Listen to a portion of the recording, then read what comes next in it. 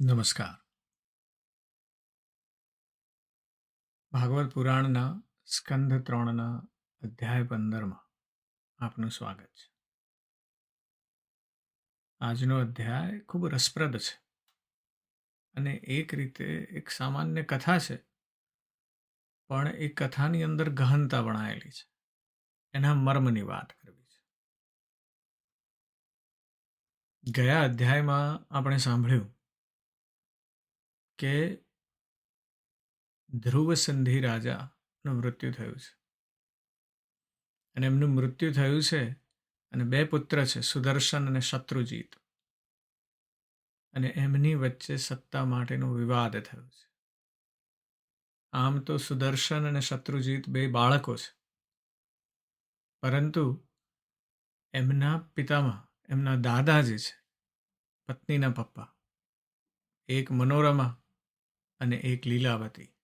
મનોરમાનો પુત્ર સુદર્શન છે, લીલાવતીનો પુત્ર શત્રુજીત છે. અને એમની વચ્ચે એના જે દાદાઓ છે, યુધાજીત અને વીરસેન, એ બંને આવી પહોંચ્યા છે અને હવે એમની વચ્ચેનો રાજકીય ખેલ ચાલુ થયો છે. આ તરફ વશિષ્ઠ મુનિ અને બીજા મંત્રીઓએ સુદર્શનને યોગ્ય જાહેર કરી દીધો છે, કારણ કે એ પોતે ઓલ્ડર સન છે, પહેલો દીકરો છે. બીજું વ્યવસ્થિત પણ છે, પણ શત્રુજીત એની સામે ખૂબ હોશિયાર છે. એટલે આ તરફ શત્રુજીતના જે દાદા છે, નાનાજી યુધાજીત, એમણે આ નિર્ણયનો વિરોધ કર્યો છે અને એની પાછળ એમની મમતા, એમની લાલચ અને સત્તાની તૃષ્ણા દેખાય છે. અને આ ઘટનાને લીધે આ સત્તાનો મોહ, આ એની લાલચ, આ પોતાના પૌત્ર તરફની મમતા, એ બધું યુધાજીત અને વીરસેન વચ્ચેના યુદ્ધ તરફ લઈ જાય છે, જેની કથા આજે આપણે કરવી છે. એટલે વ્યાસજી કહે છે કે હે જન્મેજય રાજા, તે સંગ્રામમાં જ્યારે ઉભય રાજાઓએ શસ્ત્ર ગ્રહણ કર્યા, ત્યારે ક્રોધ ને લોભને વશ થયેલા તે ઉભય રાજવીર વચ્ચે દારૂણ વિગ્રહ થયો. વિશાલ બાહુ યુધાજીત શસ્ત્ર સહિત સંગ્રામમાં ઊભો ને યુદ્ધના સારું નિશ્ચય કરીને તેણે પોતાની સકળ સેનાને એકત્ર કરી. વીરસેન પણ ક્ષત્ર ધર્મનું સ્મરણ કરી પોતાના પૌત્રનું ભલું કરવા સારું બીજા ઇન્દ્રદેવ સમાન ચળકતો રણક્ષેત્રમાં ખડો થયો. યુધાજીતને રણમાં ઉભેલો જોઈ ને તેના પર તે મહાપરાક્રમી વીરસેન બાણવૃષ્ટિ કરવા લાગ્યો ને પર્વત પર જેમ વીજળી પડે તેમ ક્રોધયુક્ત સત્ય પરાક્રમી વીરસેન મહાતીક્ષ્ણ ને વેગવાળા બાણોનો વરસાદ વરસાવવા લાગ્યો. ને બીજી બાજુએ તે યુધાજીત પણ પોતાના બાણોનો વરસાદ વીરસેનના સૈન્ય પ્રતિ કરવા લાગ્યો. હાથી, રથ ને ઘોડે સવારોનું ઉગ્ર યુદ્ધ મચી રહ્યું. સુર, નર ને મુનિઓ આ ઘોર યુદ્ધને જોવા લાગ્યા હતા. પક્ષીઓથી આખું આકાશ ઢંકાઈ ગયું ને કાગડા, ગીધ આદિ અનેક પક્ષીઓનો માંસાર્થે મેળો થયો. હવે અહીંયાથી એક વાત થોડી બદલાવાની છે અને એટલા માટે મારે એક ટકોર કરવાની છે કે અહીંયા વ્યાસજી આપણને આ યુદ્ધમાં પણ શૃંગાર રસની વાત કરવા. અને ઘણીવાર આપણી સાથે શું થાય છે કે એ કવિ તરીકે વાત કરી રહ્યા છીએ. આપણે એને એ કવિતાને લિટરલી લઈ લઈએ છીએ. એમને એમ જ. એનો મર્મ વિચારતા નથી. એટલે આ કવિતાની રચના થાય, આ કવિતા પ્રસ્તુત થાય પહેલાં મારે આ વાત કરવી રહી. કારણ કે તમે જો આ ભાગવતનો, દેવી ભાગવતના સ્કંદ 3નો 15મો અધ્યાય વાંચતા હો, તો તમે આને કવિતાની જેમ વાંચી જશો. બહુ સુંદર વાત છે, શૃંગાર રસની વાત છે યુદ્ધમાં. પણ આપણે એને સત્ય માની લઈએ છીએ, એના મર્મને પકડતા નથી અને એની વાત કરવી છે.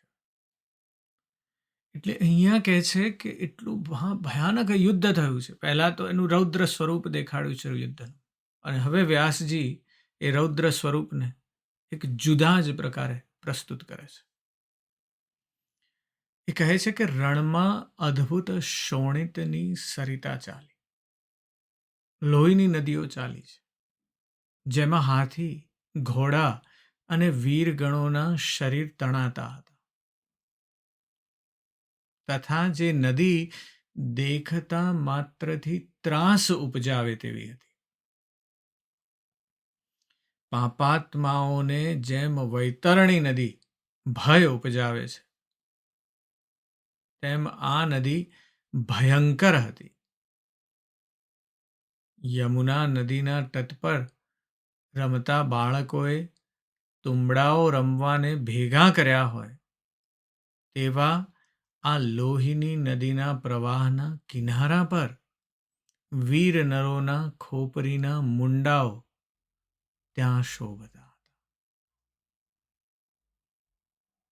મરેલા વીરોને રથમાંથી ભૂમિ પર પડતા દેખીને ગીધ પક્ષીઓ આસપાસ માંસ સારું ભમતા હતા ને ગીધો એવા દેખાતા હતા કે કેમ જાણે દેહમાંથી નીકળેલા જીવાત્માઓ પાછા તે મનોહર દેહમાં પ્રવેશ કરવાની ઈચ્છા નહીં કરતા હોય.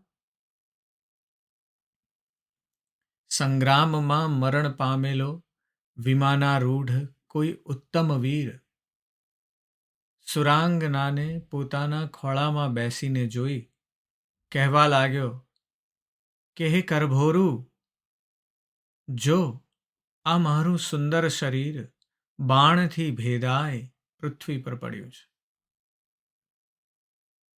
કોઈ બીજો વીર શસ્ત્રુથી હણાઈ અંતરિક્ષમાં ગયો ને દેવાંગનાને પ્રાપ્ત કરી વિમાનમાં બેઠો.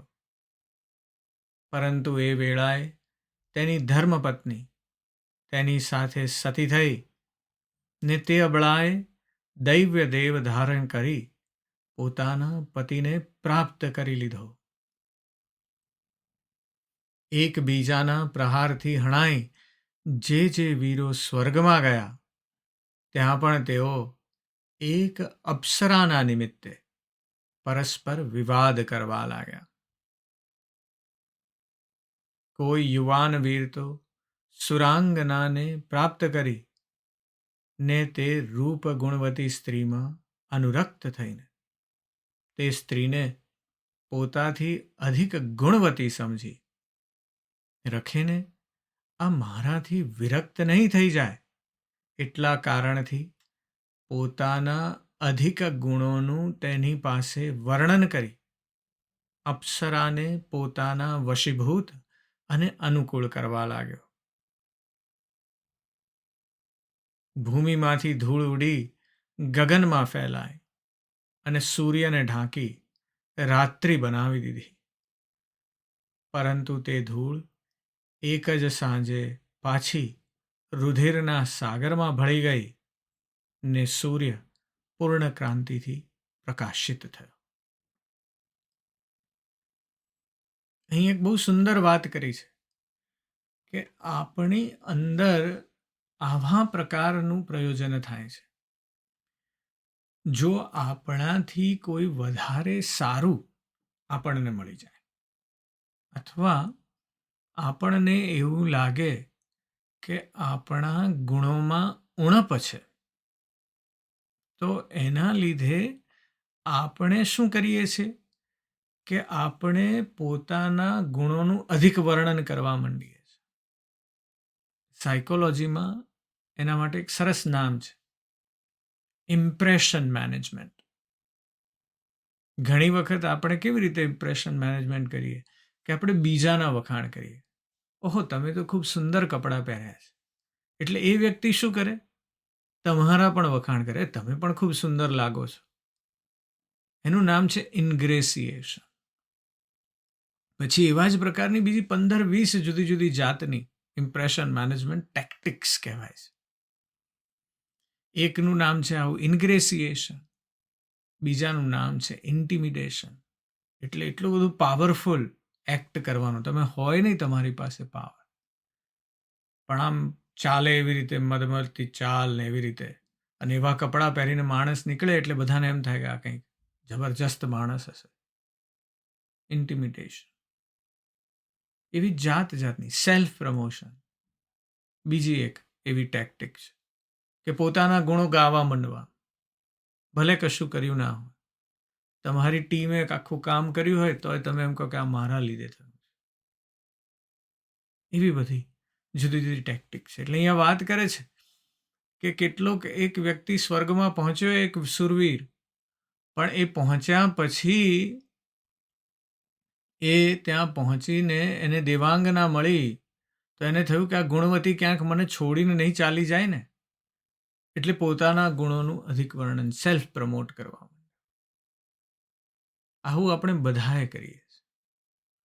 આ ફરીવાર પેલી આપણે જે ગુણોની વાત કરી હતી આગળના અધ્યાયમાં, એના તરફ ચિંતનની વાત છે કે આપણામાં કયો ગુણ એકદમ આગળ વધી ગયો છે. સાક્ષી ભાવ થઈ જવાની વાત છે, ઓબ્ઝર્વર થઈ જવાની વાત છે. જે સત્યવ્રતે કહી હતી, જે દેખે છે તે બોલી શકતું નથી, અને જે બોલે છે તે દેખી શકતું નથી. સાક્ષી ભાવની વાત. એટલે આવી એક સુંદર વાત થઈ છે. અને એ વખતે વ્યાસજી કહે છે કે કોઈ વીર આકાશમાં જઈ સુંદર વદની દેવકન્યાને ભક્તિયુત પ્રાપ્ત થતી જોઈ ને પણ મારું બ્રહ્મચારી નામ મટી જશે એ ભયથી તેનો તે ચતુર વીર અનાદર કરવા લાગ્યો. કેટલાકને બીક પેઠી છે કે આ દેવાંગના મને મળી એટલે હવે મારું બ્રહ્મચર્ય ગયું તો શું થશે. આ પણ એક જાતનું ઇમ્પ્રેશન મેનેજમેન્ટ છે, ડિફેન્સિવ ટેક્ટિક છે. પેલો આગળ એક સુરવીર છે એ અસર્ટિવ ટેક્ટિક કરે છે, પોતાની જાતને વધારે ને વધારે બણગા ફૂંકે છે. અને આને ચિંતા પેઠી છે બીજાને કે મારું બ્રહ્મચર્ય હણાઈ જશે. આવા આપણે જાત જાતના ઇમ્પ્રેશન મેનેજમેન્ટ ચારે તરફ કરીએ છીએ. અને એટલે એ આપણને અહીંયા કાવ્યથી આ દેખાડે છે વ્યાસજી કે આવી પ્રકારે આપણે પણ ચિંતન કરીએ છીએ, પણ આપણે શું કરીએ છીએ, આ જાણે કથાને વાંચી જઈએ છીએ કવિતાની જેમ, એનો મર્મ સમજવાનો પ્રયત્ન કરતા નથી. વ્યાસજી કહે છે કે આ પ્રકારે આ વિશાળ સંગ્રામમાં યુધાજિત રાજાએ તીવ્ર બાણોથી વીરસેન રાજાનો વધ કર્યો. તે હત વીરસેન ભૂપતિ મસ્તકહીન થઈને ભૂમિ પર પડ્યો ને તેની સેના પણ ખુવાર થઈ 10 દિશામાં નાસી ગઈ. જ્યારે મનોરમાએ યુદ્ધમાં પિતાના મરણની વાત સાંભળી ત્યારે તે પિતાના વૈરીઓના ભયથી વ્યાકુળ થઈને વિચારવા લાગી કે આ દુરાચારી યુધાજિત રાજા અવશ્ય મારા પુત્રને પણ મારી નાખશે, કારણ કે તે પાપાત્મા રાજ્યલોભી છે. આમ મનોરમા ચિંતા કરવા લાગી, મારા પિતાનું યુદ્ધમાં મૃત્યુ થયું, હવે હું શું કરું, ક્યાં જાઉં? મારા સ્વામી પણ મરણ પામ્યા ને આ પુત્ર તો હજુ બાળક છે. લોભ પાપની ખાણ છે.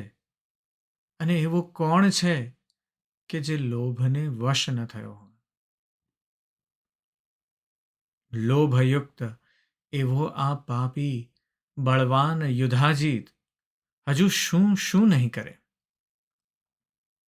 પિતા, માતા, ભ્રાતા, ગુરુ, સ્વજન બંધુઓ એ તમામનો વધ કરવા લોભી મનુષ્ય ઈચ્છા કરે છે, એમાં જરા પણ સંદેહ નથી. લોભથી અભક્ષ્ય ભક્ષે છે, અગમ્યમાં ગમન કરે છે, અને લોભથી તૃષ્ણાથી વ્યાકુળ થયેલો તે લોભી ધર્મનો પણ ત્યાગ કરે છે. લોભ વિશે બહુ સુંદર વાત કરી છે મનોરમાના વિચાર દ્વારા વ્યાસજીએ, કે લોભી મનુષ્ય કોઈનો પણ વધ કરવા તૈયાર થઈ જાય છે, અભક્ષને ભક્ષે છે, અગમ્યમાં ગમન કરે છે, અને લોભી ધર્મનો ત્યાગ કરે છે. મનોરમા કહે છે કે મારો કોઈ સહાયક નથી. આ નગરમાં એવું કોઈ નથી કે જેના આશ્રયમાં રહી હું મારા પુત્રનું પાલન કરું. જો રાજા મારા પુત્રને મારી નાખશે તો હું શું કરીશ અને હું શું કરી શકીશ? આ ભુવનમાં મારો કોઈ રક્ષક નથી કે જેના આશ્રય જઈ અને હું સુખ પાઉં. મારી શૌક્ય લીલાવતી તો મારી સાથે વેર રાખે છે, જેથી લીલાવતીને મારા પુત્રની દયા નહીં જ પ્રગટે. અને જો હવે યુધાજિત અહીં આવી જશે તો મારાથી ઘરની બહાર પણ નહીં નીકળી શકાય. રાજા મને ને મારા પુત્રને કારાગ્રહમાં નાખી દેશે. એવું કહેવાય છે કે પૂર્વે ઇન્દ્રએ દિતિના ગર્ભના 49 કટકા કરી નાખ્યા. અર્થાત અપવિત્રતામાં માયાથી નાનું વજ્ર બનાવી માતાના ગર્ભમાં પ્રવેશ કર્યો, ને ગર્ભના 49 બાળકો સ્વર્ગમાં મરુ નામથી પ્રસિદ્ધ છે. ભાગવત પુરાણમાં આપણે આ કથા યાદ હશે કે દિતિ અને કશ્યપ એમણે જ્યારે બાળક જન્મ્યું ત્યારે ઇન્દ્રએ એની અંદર એ બાળકને મૃત્યુ આપ્યું. અને એટલે દિતિએ નક્કી કર્યું, કશ્યપ પાસે જઈને પોતાના પતિ કશ્યપને કહ્યું કે મારે ઇન્દ્ર સાથે વેર લેવું છે. મને ઇન્દ્રને હરાવી શકે ને તેવો પુત્ર.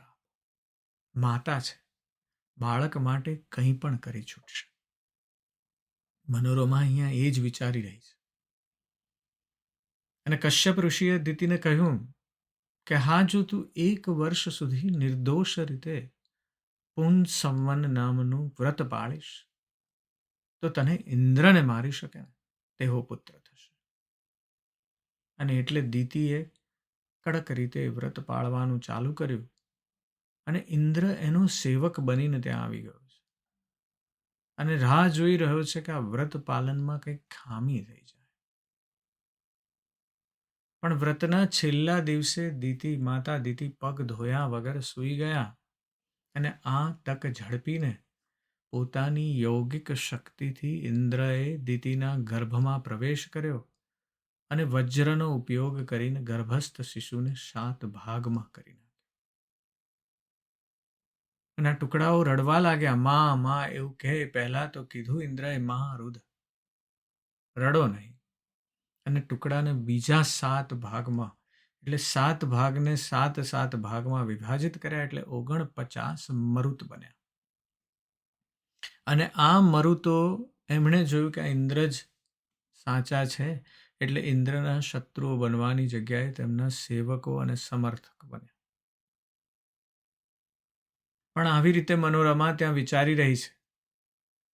મનોરમાના મનમાં આવ્યું છે કે ઇન્દ્રને આવું થયું હતું, ઇન્દ્રએ આવું કર્યું હતું, તો આ યુધાજિત તો મારા બાળક સાથે શું કરશે. બીજી તરફ એ વિચારે છે કે એક રાજાની સ્ત્રીએ પોતાની સૌખ્યને ગર્ભવતી બનાવીને વિષ આપી દીધું હતું. પછી ઋષિની કૃપાથી વિષયુક્ત તે બાળકનો જન્મ થયો અને તે સગર તરીકે ઓળખાય. અને એ જ વંશમાં રાજા દશરથની ભાર્યા કૈકેયીએ સૌખ્યના પુત્ર વડા રામચંદ્રને વનવાસ આપ્યો. અને એના લીધે જ દશરથ રાજાનું મૃત્યુ થયું. આ વાત પણ આપણને રામાયણની કથા ખબર છે. પણ એ જે આગળની વાત છે સગર રાજાની, એ પણ બહુ સુંદર છે. કે ઐશ્વાકુ વંશના રાજા બૃહદત્તની 2 રાણીઓ હતી.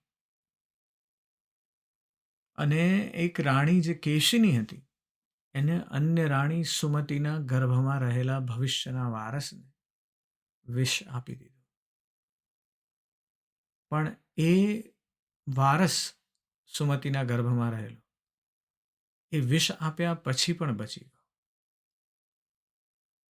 અને એ બચી ગયો, એ બાળક જીવિત રહ્યો અને એને નામ આપવામાં આવ્યું સગર, એટલે કે ઝેર સાથે જન્મેલો. સગર એક મહાન રાજા બન્યા અને તેમના નામ પરથી સાગર શબ્દ આપણે સમુદ્ર માટે વાપરીએ છીએ. અને સગરના રાજા એમનો જે પૌત્ર છે એ ભગીરથ છે. અને ભગીરથના પ્રયત્નોથી જ ગંગા પૃથ્વી પર અવતરિત થઈ છે, એટલે આપણે એને ભાગીરથી કહીએ.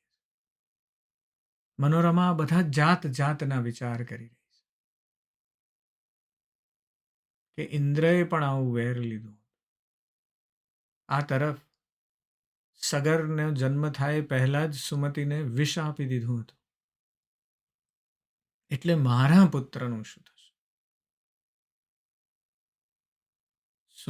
મનોરમા વિચારે છે કે જે મંત્રીઓ મારા પુત્રને રાજ્ય આપવા ચાહે છે તેઓ તો હવે યુધાજિતના આધીન હોવાથી અવશ્ય છે. મારો ભ્રાતા પણ એવો શૂરો નથી કે મને બંધનમાંથી છોડાવી શકે. અરે રે, દૈવ યોગથી મને મહાકષ્ટ માથે પડ્યું છે. પરંતુ ઉદ્યમ સર્વથા કરવો જોઈએ. ને પ્રારબ્ધની સ્થિતિ પ્રાપ્ત ત્યારે જ થાય છે જ્યારે તમે ઉદ્યમ કરો. વાસ્તે હું મારા પુત્રની રક્ષા સારું કાંઈક ઉપાય કરું. આ માતાનું મન છે. એ સર્વપ્રથમ પોતાની આગળ પુત્રને મૂકવાની છે, કે પોતાના સંતાનને મૂકવાની છે, પુત્ર કે પુત્રી કોઈ પણ હોય. પણ એ માતાનું હૃદય છે. અને માતાના હૃદયમાં થાય છે કે આ મારો પુત્ર આટલો નાનકડો છે અને હવે આખો સંસાર એની તરફ ટ્વિસ્ટ થવાનો છે, એટલે એને કોઈ બચાવવા વાળું છે નહીં મારા સિવાય. અને આમ વિચાર કરીને તે માતાએ મહામાનનીય મંત્રીવર્ય વિદલ્લને બોલાવ્યા.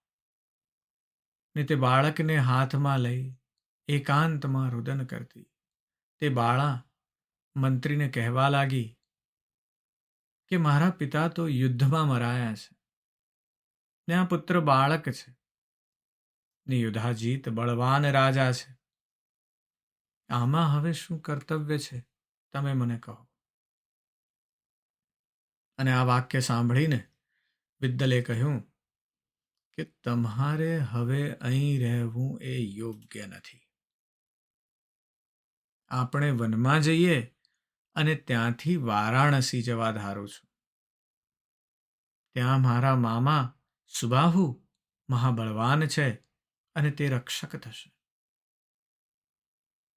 હું યુધાજીતને જોવા સારું નગર બહાર જાઉં છું અને તમે બહાનું કાઢીને અહીંથી ચાલી જાઓ.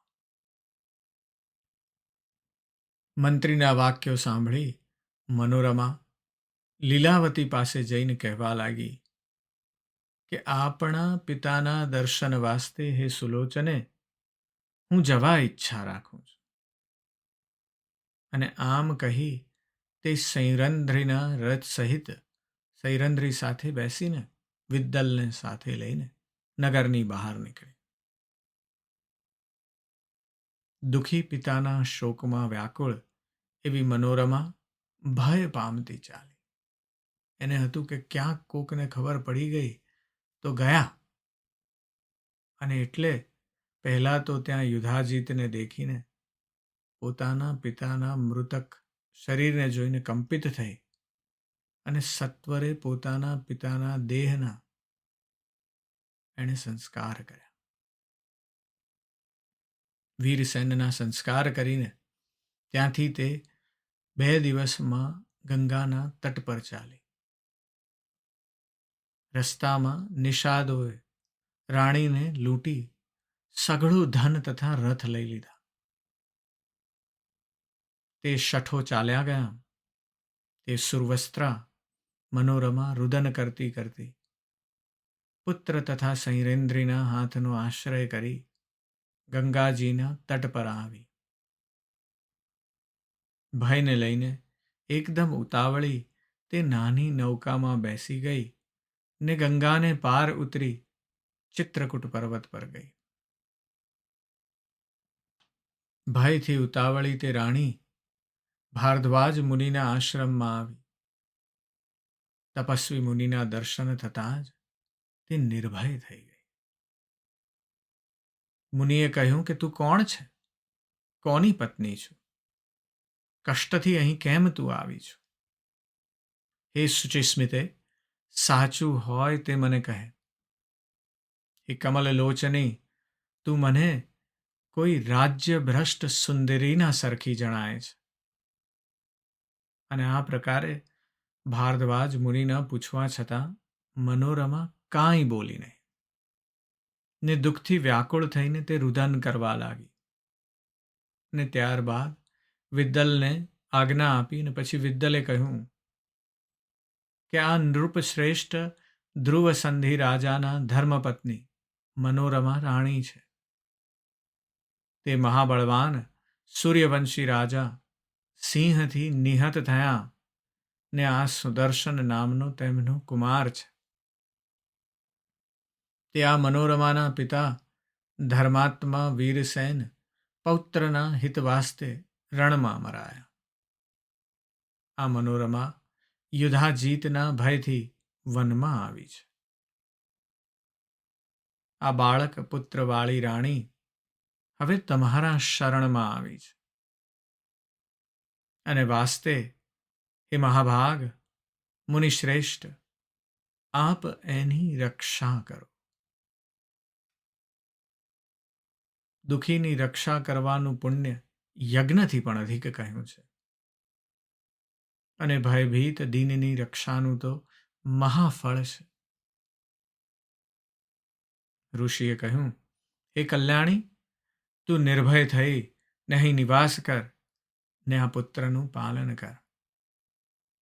એ વિશાળ નેત્રે તારે અહીં શત્રુનો ભય રાખવો જ નહીં.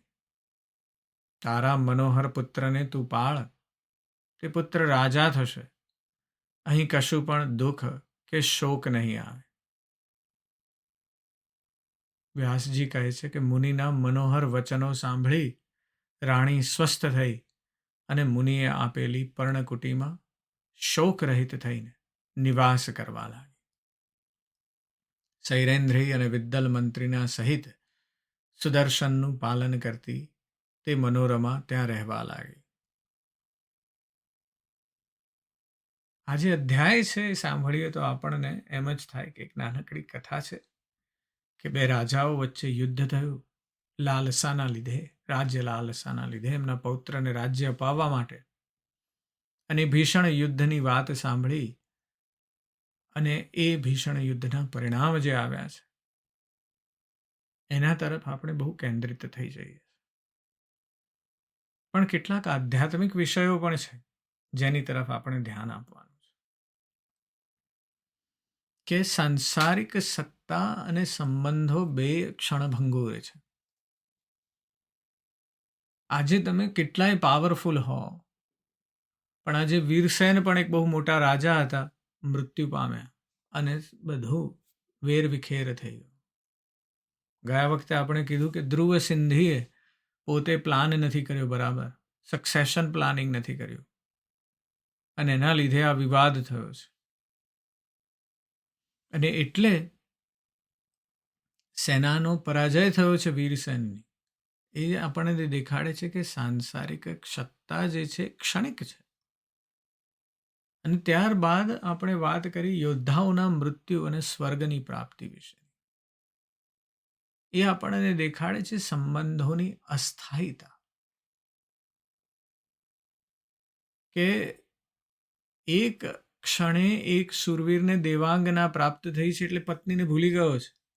ત્યારબાદ પતિ સતી થઈ છે અને પાછી પહોંચી છે, કે જેથી પોતાનો પતિ બીજા દુર્માર્ગે ચઢી ન જાય.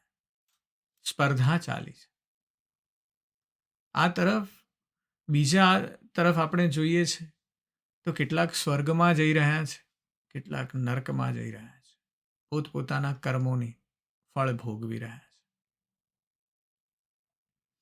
અને એવી જ રીતે સ્વર્ગીય અપ્સરાને નકારતા બ્રહ્મચારીઓ પણ છે, કે જે દેખાડે છે આપણને કે આધ્યાત્મિક વ્રતોને જાળવી રાખવાનું મહત્વ શું છે. એટલે વિપત્તિ દરમિયાન બીજી તરફ આપણે ભક્તિના આશ્રય પણ જોઈ રહ્યા છીએ, કે સત્તાની ક્ષણભંગુરતા છે એ મનોરમાને વર્તાય છે.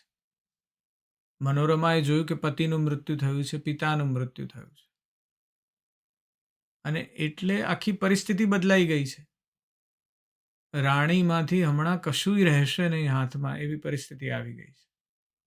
અને એટલે ભાગી છે, ઋષિ ભારદ્વાજના રક્ષણની શોધ કરી છે. અને અગેન આપણને દેખાડે છે કે મુશ્કેલીમાં આધ્યાત્મિક માર્ગદર્શન ખૂબ જરૂરી છે. અને એ મળવું પણ એ દૈવી કૃપાની શક્તિ છે, જો આપણી અંદર એ તાકાત હોય. આ તરફ આપણને બીજી એક બહુ મહત્વની વાત કહે છે, માતાનું સમર્પણ. ઉત્તમ સમર્પણ એ છે આખી ઘટનામાં.